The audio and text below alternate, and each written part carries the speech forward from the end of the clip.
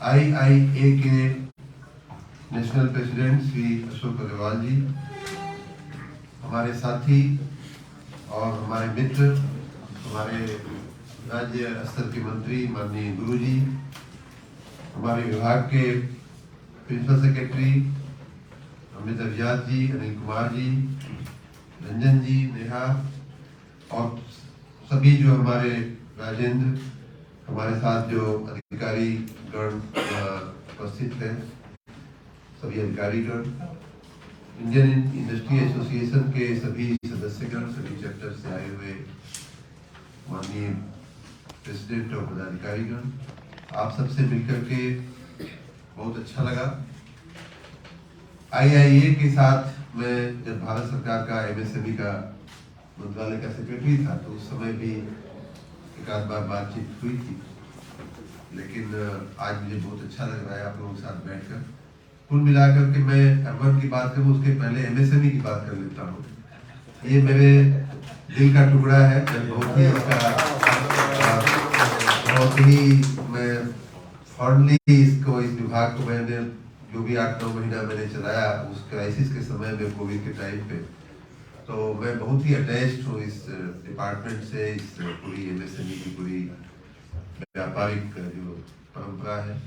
और दूसरी एक खुशी मुझे इस बात की हुई कि मैं यहाँ खोज रहा था उत्तर प्रदेश में, बहुत कम ऐसे चैम्बर्स, हम चूंकि गुजरात में काम किए, इन्होंने अग्रवाल जी ने भी नाम लिया, इसलिए मैं कह रहा हूँ, उदाहरण दे रहा हूँ कि हर जिले का अपना चैम्बर ऑफ कॉमर्स की अपनी बिल्डिंग है, स्टेट की बिल्डिंग है और बड़ी इंस्टीट्यूशनलाइज एक व्यवस्था है, जो एमएसएमई की कहें या इंडस्ट्री एसोसिएशन की कहें। तो मुझे आपकी ये ऑफिस, और मुझे नेहा ने बताया कि आपके 11,000 मेंबर हैं, 38 साल पुरानी आपकी संस्था हो गई, 1985 में इसकी स्थापना हुई थी। तो आप सबको इस संस्था का भाग होने के लिए बहुत बहुत धन्यवाद। एमएसएमई एक दूसरे मामले में भी बहुत महत्वपूर्ण है, मैं बाद में इस बात को बताता हूँ।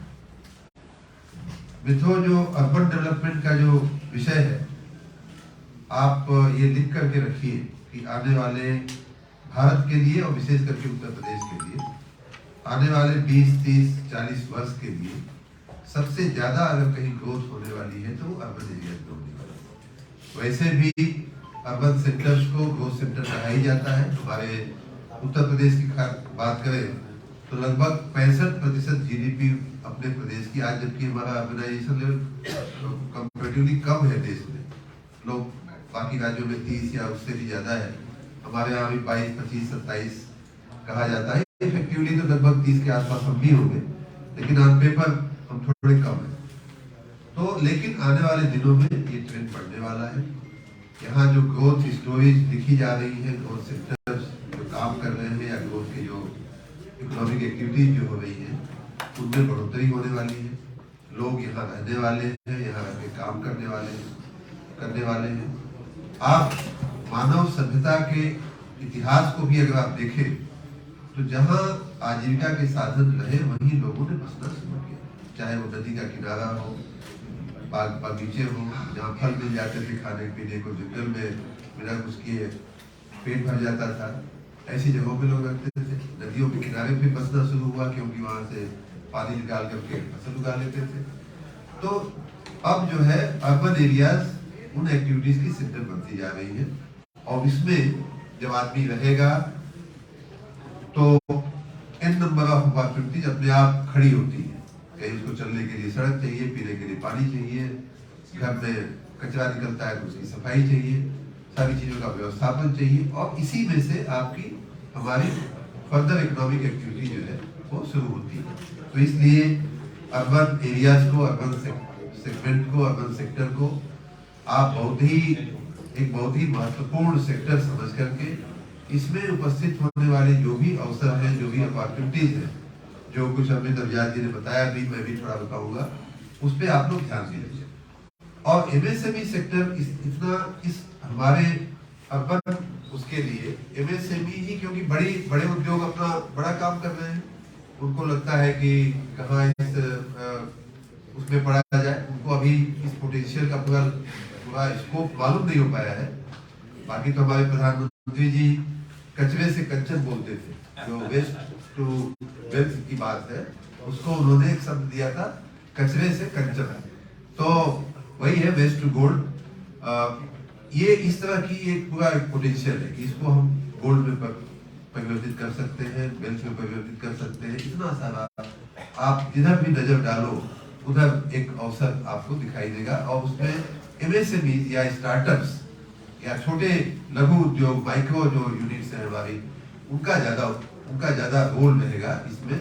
इसलिए आज ये बड़ी संयोग की बात है कि हम बहुत सही जगह पे बैठ कर ये बात कर रहे हैं। आप सबको अपने अपने नगर में, अपने अपने शहरों में, अपने राजधानी में, बड़े शहरों में, मीडियम लेवल की जो हमारे नगर हैं, उन सब में बहुत सारे अवसर हैं। उनको मैं कुछ बातें अगर बताऊंगा आपको, तो जैसे $1 ट्रिलियन की हम इकोनॉमी की तरफ जाने का सोच रहे हैं, उसमें ऑब्वियसली अर्बन ग्रोथ सेंटर्स का बड़ा रोल रहना चाहिए, रोल रहेगा भी। अब उसमें अगर हम 1, 2, 3 करके अवसरों की बात करें, तो मैं सबसे पहले, चूंकि बड़ी ताजी घटना है या दुर्घटना है, कल की एक घटना आपने सुना होगा, पेपर में देखा होगा, एक हादसा हुआ है बिल्डिंग कोलैप्स का। उसमें कई लोग उसकी चपेट में आ गए हैं। वो अभी भी जूझ रहे हैं बेचारे, हमारे सरकारी अधिकारी भी, और वो लोग वहाँ के जो रईस थे, फ्लैट हुए, गिर गए। तो जो टेक्नोलॉजी है हमारी, मैं अब आपकी असली बात पे आ रहा हूँ, बिजनेस पे आ रहा हूँ, कि आप टेक्नोलॉजी ला सकते हैं। क्या हम अपनी बिल्डिंग टेक्नोलॉजीज को बदल सकते हैं? क्या हम पीपीपी या किसी प्राइवेट उसको इन्वॉल्व करके, या हम कहीं कैसे इंटरवेंशन करें कि हमारी बिल्डिंग टेक्नोलॉजी में जो कई खामियां रह गई हैं, कई चीजें हम नहीं कर पाए हैं। एक तो ये कि हम बिल्डिंग फास्ट नहीं बना पाते, दूसरी कि हम उसको मजबूत नहीं बना पाते। जापान में और अन्य ऐसे साउथ ईस्ट एशियन देश हैं, पर्टिकुलरली अगर मैं जापान की बात करूं, तो हर दूसरे तीसरे दिन भूकंप आता है। अपने यहाँ तो साल 6 महीने पे आता है, लेकिन जापान की पूरी जमीन ही ऐसी है, और लोग बताते हैं कि 60 डिग्री तक, 50 डिग्री तक बिल्डिंगें झुक जाती हैं, फिर खड़ी हो जाती है। ऐसी टेक्नोलॉजी उनके पास है।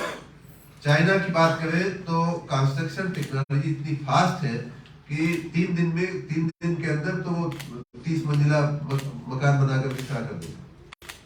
तो ये टेक्नोलॉजी के मामले में हम बहुत पीछे रह गए हैं, कंस्ट्रक्शन टेक्नोलॉजी। और वो सब कुछ खाली एक जो टिपिकल ठेकेदार है, बिल्डिंग बनाने वाला, वही नहीं, ये आपका भी काम है कि आप टेक्नोलॉजी को खोजिए, उसका एप्लीकेशन कराइए, उसमें से आप अपना भी बिजनेस करिए, उसको टेक्नोलॉजी को बेच करके, बिल्डर को बता करके, हमारे नगर निगम को बता करके, उसमें से आपका भी बिजनेस चले। और हमें जो फायदा होगा शहर को, नगर को, वो ये कि स्टैंडर्ड बिल्डिंगें बनेगी, मजबूत बिल्डिंगें बनेगी, सुरक्षित बिल्डिंगें बनेगी। तो ये पहला, चूंकि एक बड़ा ताजा एक हादसा था, इसलिए मेरे दिमाग में ये बात आई। बाकी जो सफाई में, अर्बन में आपको वेस्ट एनर्जी बनाने का जो स्कोप है, या जो आपका जो गीला कचरा होता है उसमें से कंप्रेस्ड बायोगैस बनाने का जो एक अवसर, कल 4 दिन पहले मैं गुजरात में था, तो वहाँ बहुत बड़े लोग, बहुत बड़े उद्योगपति हैं, जो किसी बड़े ग्रुप का पार्ट है, उसका सीईओ है या कुछ।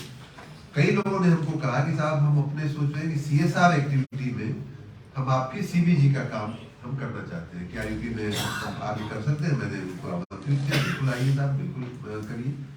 तो इस तरह के अवसरों की भरमार है, चाहे वो सॉलिड वेस्ट टू एनर्जी का मामला हो, चाहे बर्न करने का मामला हो, चाहे कंप्रेस्ड बायोगैस बनाने का मामला हो, या हमें प्लास्टिक का उपयोग करके, जो अभी अमित जी बता रहे थे कि रोड हमारी कैसे अच्छी बने, प्लास्टिक को हम रोड में कैसे उपयोग करें, ये एक बहुत बड़ा पोटेंशियल है। और बहुत सारे स्टार्टअप्स, बहुत सारी कंपनियां इस दिशा में काम करने भी लगे हैं।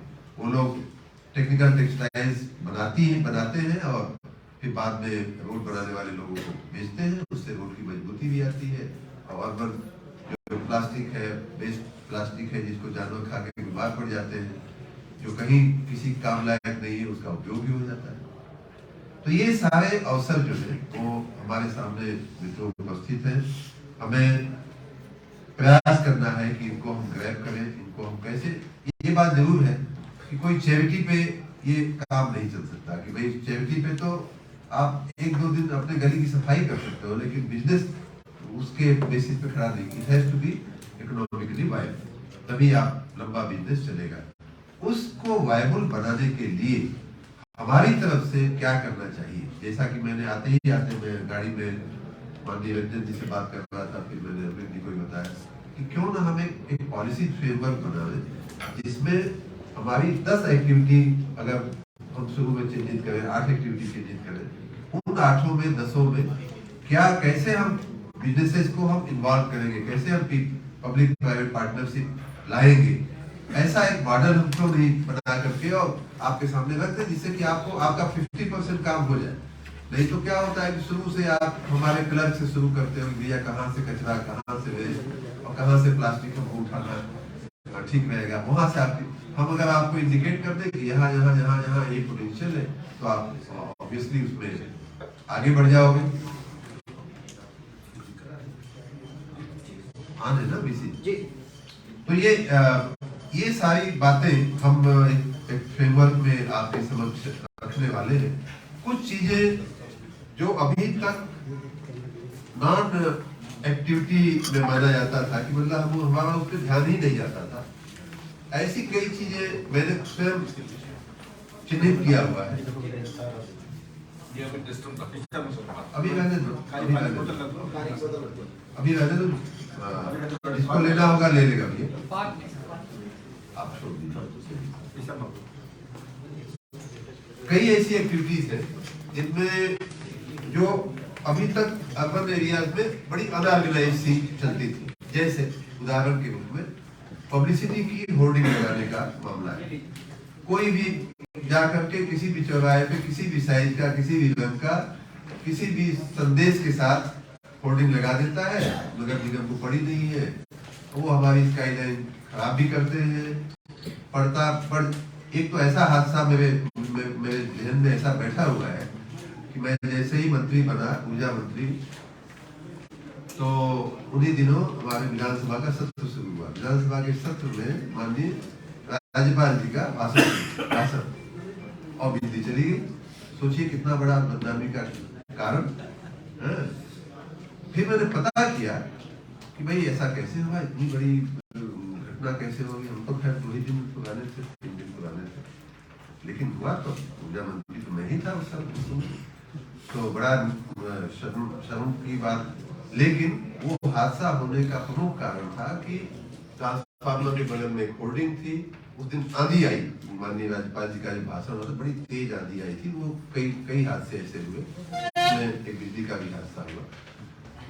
लेकिन उसके पीछे का कारण ये था कि होर्डिंग वहां बगल में थी, होर्डिंग आंधी की वजह से टूटी, उड़ी, ट्रांसफार्मर पे पड़ी, ट्रांसफार्मर में कुछ शॉर्ट सर्किट हुआ और उस क्षेत्र की कोई बिजली चली। तो कहने का मतलब ये है कि होर्डिंग या प्रचार की सामग्री कहाँ लगाना, कैसे लगाना, नगर निगम को उसकी कुछ इनकम होनी चाहिए। अगर लगती है तो आपका स्पेस वो कवर कर रही है, आपकी एक वैल्यूएबल स्काईलाइन कवर कर रही है, क्या हमें उसका हिसाब किताब नहीं रखना चाहिए? रखना चाहिए, लेकिन हमारे यहाँ कोई व्यवस्था नहीं, हम उससे कोई रेवेन्यू हमारे पास नहीं आ रहा है। आप में से बैठा कोई भी उद्यमी अगर चाहे तो इसको एक रेवेन्यू मॉडल के रूप में नगर निगम के पास प्रस्तुत करे, एडवर्टीजमेंट हो उसका कि भैया हमारे एडवर्टीजमेंट लगाने का ये शर्तें हैं, अगर किसी को हमारी पूरा स्पेस पूरे शहर का लेना हो या आधी शहर का लेना हो, आओ बताओ कि क्या हमको दोगे। जो ज्यादा देने को तैयार होता है उसको जगह मिलना चाहिए उसको लगाने का। इस तरह से बहुत सारे ऐसे अवसर है जिनको अभी तक हम कॉमर्शियल या इकोनॉमिक एक्टिविटी नहीं मानते, क्योंकि अर्बन एरिया बस लोग इकट्ठे हैं, चल रहा है, बस चलाने की बात है। हम आजकल इलेक्ट्रिक ई बसेस चलाने की हम तरफ बढ़ रहे हैं, उसको हम एक फुल रेवेन्यू मॉडल बना सकते हैं, पूरी कमर्शियल एक्टिविटी बना सकते हैं, प्रॉफिटेबल एक्टिविटी बना सकते हैं। जब सब कुछ सरकार दे रही है तो चला करके पैसा ही तो वसूलना है पैसेंजर से पर ट्रिप का, इसको हम क्यों नहीं कर सकते। इस तरह की बहुत सारे अवसर हैं,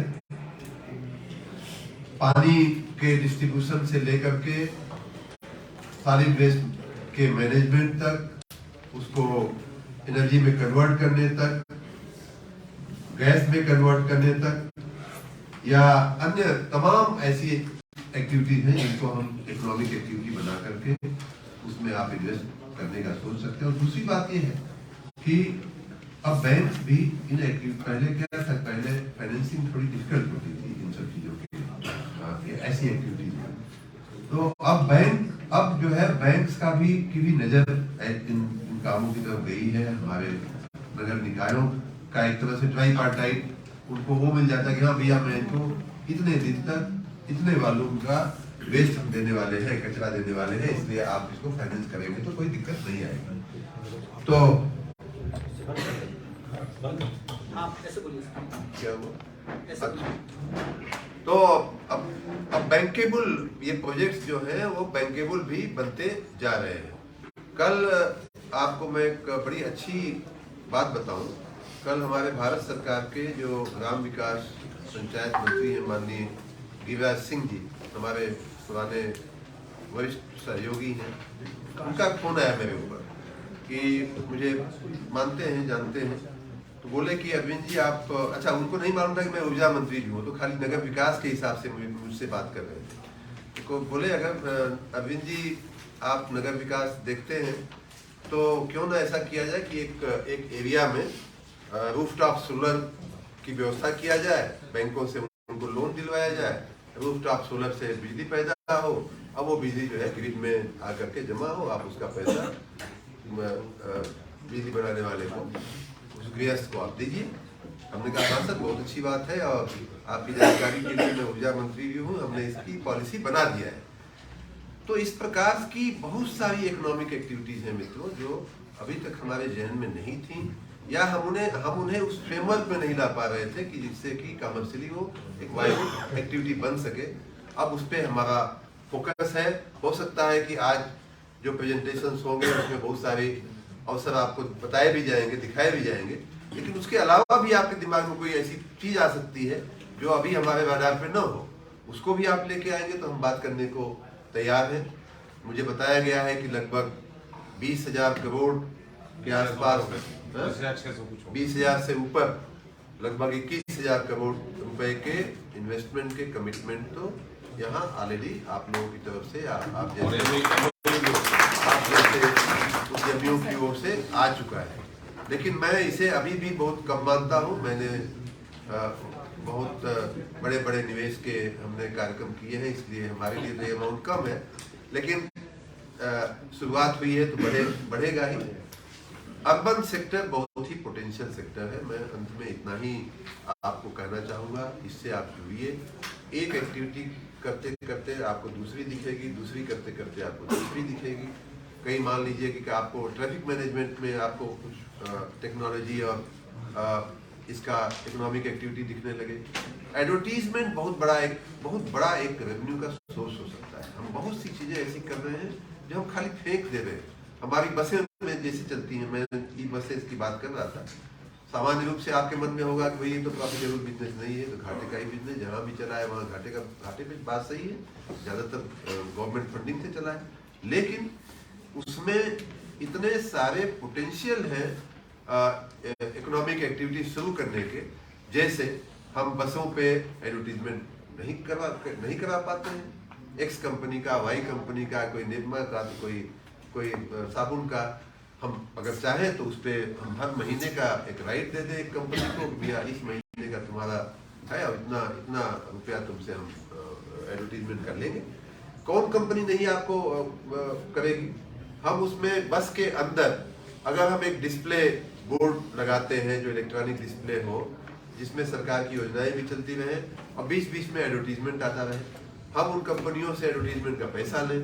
कौन किसने रोका है, क्या हम ये नहीं कर सकते। बसों में हम सिटी बसों में उनको वायबल बनाने के लिए हम ये, और एक कंपनी ये पूरा काम कर सकती है कि हम आपके अगर शहर में, नगर में 550 बसें हैं तो 50 बसों के बाहर और अंदर एडवर्टाइजिंग का राइट हमको दीजिए, हम आपको इतना रुपया महीने का आपको कमा करके दे देंगे। बाकी का हेडेक उसका, किस कंपनी से एडवर्टीजमेंट लाएगा, किसका बड़ा लगाएगा, किसका छोटा लगाएगा, ये सब उसका विषय है, हमारा विषय नहीं है। तो इस तरह के तमाम अवसर हैं। जो हम मकान बनाते हैं उन मकानों पे भी मान लीजिए प्रधानमंत्री आवास बना, प्रधानमंत्री आवास बनाते समय हमारी मान लीजिए कि 3 लाख की हमारी योजना है, तो उसमें हम चाहें तो एडवर्टीजमेंट दे करके उसको हम 3.25 साढ़े 3 का कर सकते हैं। उस जो एडिशनल 25-50 हजार रुपया मिले एडवर्टीजमेंट के मार्फत, उस जो गृहस्थ है उसको उसकी इनकम का भाग बनाइए। उसको कहिए भाई तुम थोड़ा सा पार्क बना लो आगे, थोड़ा सा पक्का घर के आगे भी तुम अच्छा कर लो, उसका सुधार कर लो, सुंदरीकरण कर लो। ये सारी जो आइडियाज हैं, बातें बहुत छोटी हैं लेकिन इनका परिणाम बहुत बड़ा होता है। हमारे जो पार्क बनते हैं, जो अभी कल परसों एक आदमी हमसे झगड़ा करने लगा कि साहब मैं बनारस गया था तो वहाँ एक पत्रकार मिल गए, आए तो थे दोस्ती में लेकिन अंत में तो भिड़ गए कि साहब आपके पार्कों की हालत बड़ी खराब। ने कहा हाँ खराब है, हम उसको ठीक करने में लगे हुए हैं। कहे नहीं वो तो बहुत दिन से लोग ठीक कर रहे, हो नहीं रहा है। बात सही है लेकिन थोड़ा समय हमको भी दीजिए। उसमें से मैंने उनको कहा कि देखिए आप लोग सामान्य रूप से पार्क, हर आदमी चाहता है कि हमारे बगल वाला पार्क अच्छा है, लेकिन आपका खुद का योगदान क्या है? आप खाली रोज सुबह टहल के घास को दबाते हैं और क्या करते हैं? उसके अलावा कचरा करके आते हैं ना, कचरा आप नहीं तो घर का कचरा उसमें डाल दोगे, आप पार्क के अंदर डाल दोगे, दिखाई न दे। तो इस तरह की बातें हैं। हम उन्हीं पार्कों को ऐसी कंपनियों को दे सकते हैं जो चारों कोनों पे अपना बोर्ड लगावे, अपना डिस्प्ले, अपना एडवर्टीजमेंट का बोर्ड लगावे और उन्हीं से कहें कि भैया तुम इसको मेंटेन करो। हमारे चौराहे हम काफी दिन से कर रहे हैं, इसीलिए मैं पॉलिसी फ्रेमवर्क की मैं इंसिस्ट कर रहा हूँ कि मैं जब से मंत्री बना हूँ, 10 महीना तो हो गया लगभग, तब से कह रहा हूँ भाई चौराहों, जो हमारे चौराहे हैं कितने खराब स्थिति में सामान्य रूप से दिखते हैं। जैसे लगता है कि 3-4 मुख्यमंत्री के पहले किसी ने उस पर पेंटिंग किया होगा, उसके बाद नहीं हुआ है, मतलब पुराना दिखता है, लुक अच्छा नहीं देते। जबकि वो हमारे शहर का चेहरा होता है, फेस होता है। चौराहा देख करके ही लोग शहर कैसा है इसका अंदाज लगाते हैं। क्या हम उस चौराहे को किसी कंपनी को नहीं दे सकते कि भाई तुम इसके चारों तरफ जैसा तुम चाहो अपनी कंपनी का एडवर्टीजमेंट करो, लेकिन इसके मेंटेनेंस की जिम्मेदारी तुम्हारी। तुमको हम आदमी देंगे, न पैसा देंगे, न रंग का सामान देंगे, सब कुछ तुम करोगे। हाँ तुम चाहो तो इसके हमारे पैरामीटर के हिसाब से तुम अपना 2 बोर्ड अपनी कंपनी के फलाना सीमेंट तो फलाना सरिया करके डाल सकते हो। व्यापारी को वहाँ के जो फलाना ज्वेलर्स का कोई नाम डाल सकता है।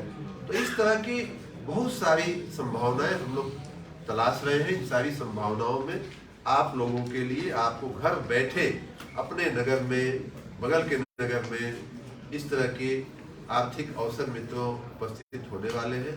और उसमें जो मैंने शुरू में कहा कि छोटे उद्यमी, छोटे जो हमारे स्टार्टअप्स हैं, उनकी शुरुआत के लिए बहुत बड़ा स्कोप खुल करके आ रहा है नगर विकास विभाग में। इसके लिए हम लोग नीतिगत व्यवस्थाएं करने को तैयार हैं। हम सब की मंशा बड़ी साफ है। ये बात मैं जरूर कहूँगा कि हमारी पूरी टीम इस विषय को लेकर के बहुत ही प्रतिबद्ध है कि हम सही दिशा में काम करें। जैसा G20 के बारे में अमृत जी बता रहे थे, या हम लोगों का अभी का ऐसा प्रयास है कि हमेशा के लिए उत्तर प्रदेश के नगरों को सर्वश्रेष्ठ बना दिया जाए। हम इसको ग्लोबल स्टैंडर्ड का नगर कैसे, कम से कम 50 नगर तो ऐसे हो, 100 नगर तो ऐसे हो राज्य में 762 में से, कि जिनको देख करके कोई भी विदेशी आगंतुक भी, कोई विदेशी मेहमान भी आए तो उसको भी लगे हाँ भाई हम किसी टाउन में गए थे, किसी सिटी में गए। 100 तो हम बना ही सकते हैं, 760 में से 100 हम नहीं बना सकते। 70 तो हमारे महानगर हैं, 17। तो इस तरह से मेरा अपना भी और पूरी टीम का हमारा कमिटमेंट है कि कम से कम कुछ नगरों को हमें एकदम ग्लोबल स्टैंडर्ड का बनावे। और उस प्रक्रिया में मित्रों बहुत सारे आर्थिक अवसर, इकोनॉमिक एक्टिविटीज शुरू होने वाली हैं, जिसमें आप भागीदार बनिए, आप अपना इन्वेस्टमेंट लाइए। आपको इतना जरूर गारंटी है कि हमारी ओर से हमेशा हम आपकी मदद के लिए हम तैयार रहेंगे और आपके सपनों को साकार करने के लिए तय। क्योंकि कोई भी उद्यमी जब इन्वेस्ट करता है तो उसके अपने सपने होते हैं कि हम इसको यहाँ ले जाएंगे, इतना बढ़ाएंगे, उतना बढ़ाएंगे, ये कमाएंगे, ऐसे करेंगे। आज हमारे पास गाड़ी नहीं है, बाइक से चल रहे हैं, तो कल गाड़ी ले आएंगे, बंगला बनाएंगे। ये उद्यमी का भी अपना सपना होता है। तो हम आपके सपने को भी साकार करने में कोई कसर नहीं छोड़ेंगे। हमारी पूरी टीम आपकी सेवा के लिए, आपकी मदद के लिए तैयार है। और साथ ही हम देश की, प्रदेश की एक बहुत बड़ी सेवा करेंगे कि जहाँ 30% जनता रहती है उसके जीवन स्तर को ऊपर उठाने का एक बहुत बड़ा ये अवसर है। आपने IIA ने ये बहुत अच्छा सेमिनार आयोजित करके हमारे मित्रों के साथ एक बहुत बड़ा काम किया है। इससे मैं मानता हूँ कि जो अभी तक सुसुप्त पड़ी थी हमारी अर्बन सेक्टर की जो पोटेंशियल या एक्टिविटीज, उनमें गति आएगी, उनमें वेग आएगा। मैं अभी UP GIS के चक्कर में दिल्ली और अहमदाबाद 2 जगह रोड शो में मैं स्वयं गया था, और दोनों जगह मैंने देखा कि अर्बन सेक्टर में काफ़ी लोगों को इंटरेस्ट है, काफ़ी लोगों को, और वो समझने की कोशिश कर रहे हैं कि कैसे हम इसमें इन्वॉल्व हो। तो आप सबका उत्तर प्रदेश के इन्वेस्टर समिट में और उसमें भी विशेष करके हमारे अर्बन सेक्टर के कार्यक्रमों में, इन्वेस्टमेंट प्रोसेस में आप सबका स्वागत है। बहुत बहुत धन्यवाद।